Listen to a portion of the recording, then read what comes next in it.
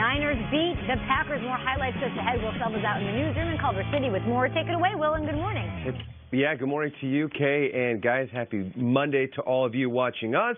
And the Eagles did something they have not done in 6 years. They've had back-to-back games with 10 points or fewer, and it didn't help that they were without their top targets, Deshaun Jackson, Alshon Jeffrey, and Nelson Aguilar. Nor did it help that quarterback Carson Wentz had a career-high 4 takeaways.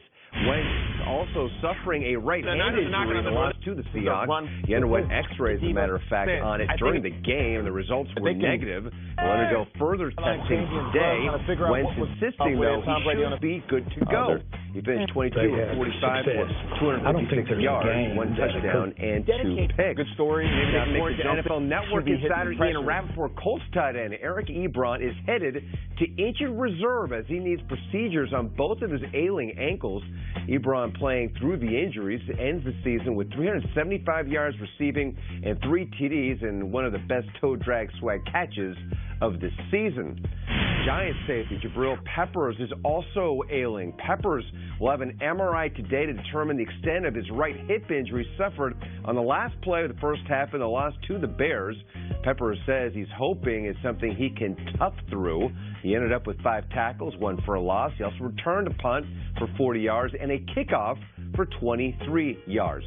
Now, if there is a loose ball on the field somewhere, there is a good chance Steelers safety Minkah Fitzpatrick is going to be there to recover it. He did just that in the win over the Bengals. It's the league-leading 8th takeaway of the season. Our guy Tom Pelissero caught up with Fitzpatrick after the game and talked about the win and their Week 13 matchup with the Browns. How is it every time a ball hits the ground, you seem to be in the vicinity? I just run after the ball. You know what I'm saying? Just I have a lot of freedom in the back half, or in the back end. So I'm always just trying to get to the ball. There's going to be a lot of eyeballs on that rematch next week against the Browns. What is this week going to be like, and how do you turn things around and beat them? We're going to make sure that we're preparing the right way. I mean, the last time we played, a lot of the big plays they made were on us. You know what I'm saying? Just not playing our typical defense and not executing like we do. So we want to go out there, focus on execution, and just try and win the game.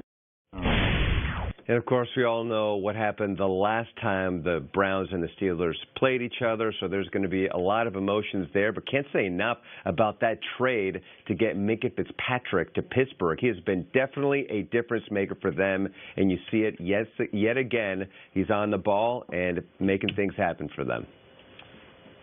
An unbelievable move. Thank you, Will. And I still see that number 39, I think, Fast Willie Parker. I need to get over that. But he did win the Super Bowl. Guys, let's go ahead and do some Panthers, Saints. This one got a little wild. Drew Brees being Drew Brees, all right? Jumped into the action the third quarter, knocking on the door. He's going to who? Cannot guard Mike. My opinion, the best receiver in the National Football League. He is on pace for 150 receptions. A casual 150. Jumps into the crowd. That reception was for a touchdown. Now down 31-18. We give it. McCaffrey is so good.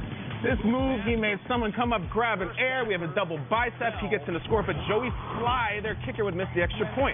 Why did I mention him? Stay tuned. Fourth quarter, 31 all, under 3 minutes play. Kyle Allen, who was great, is going to throw incomplete.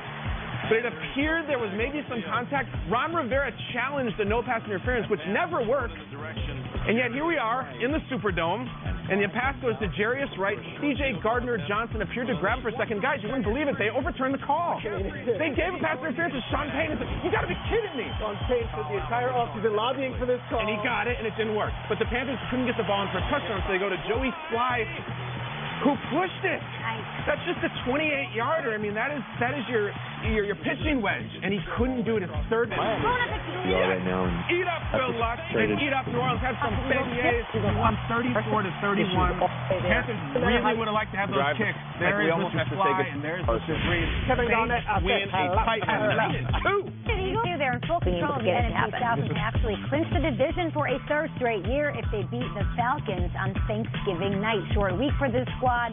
Maybe they'll have Marshawn Lattimore back to tango with Julio Jones on Turkey Day, but they are still fighting for home field advantage. Wasn't the most dominant win. They're at home. It didn't look like what I thought it was going to look like. How do we feel about these Saints heading into the final stretch of the season? Maybe it wasn't the most dominant, but maybe it was the most defining, and it's something that they needed. You know, earlier in the game, Jared Cook gets called for offensive pass interference. This is in the first quarter. Sean Payton challenges it and loses. Later in the game, as we know, we saw it in the highlight. Late in the game, tied at 31. Then it's the call, and they're sitting back saying, okay, they challenge it, and then they get a PI. And all of a sudden, after this play, I'm pretty sure everyone within that stadium, every Saints fan across the world, said, here we go again. And even the players, if I'm on that sideline, I'm probably thinking to myself, what is it with the refs in the NFL up against us when we're just trying to win the game in these final moments? What happens?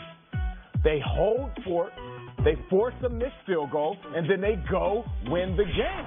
So for me, last year I was very critical, and I was even a little bit dismissive to the no call in the NFC Championship game. And a lot of fans said, man, you're a hater, Nate. Like, what are you talking about? I don't care if you're giving us the player's perspective. All I was saying is, after a bad call or bad no call, if you have a chance to win a game, go win the damn game.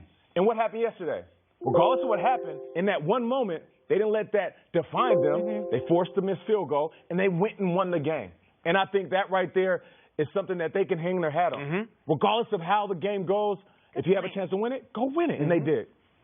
Listen, I have tried to keep faith in the Saints all year. I think the Saints are survivors when Brees goes out, when this stuff happens, and I think they've really flipped the page yesterday. In the first half of yesterday's game, Alvin Kamara, 5 touches for 1 yard. Sean Payton is leaving the field going into halftime doing his sideline interview and said, look, we got to feed Kamara.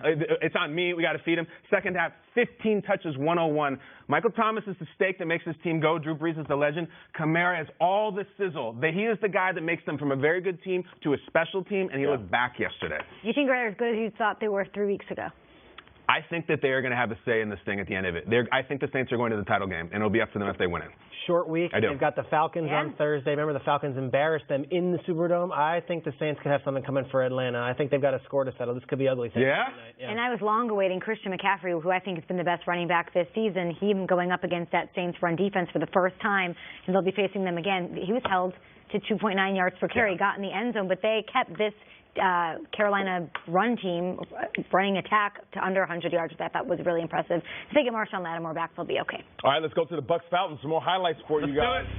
Jameis Winston, regardless of the turnovers, he's been balling out this year. Has 7 games with 300 yards passing.